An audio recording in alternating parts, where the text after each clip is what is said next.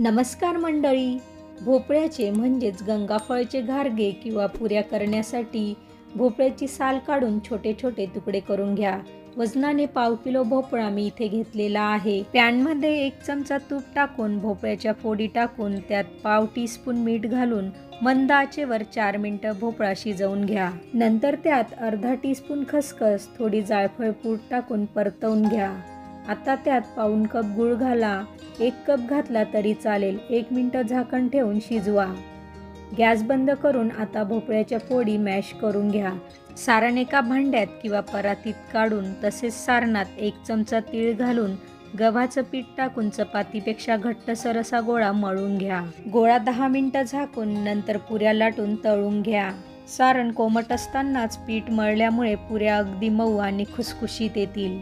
Recipe आवडली असेल तर माझं चॅनल लाईक करून सबस्क्राईब करायला विसरू नका.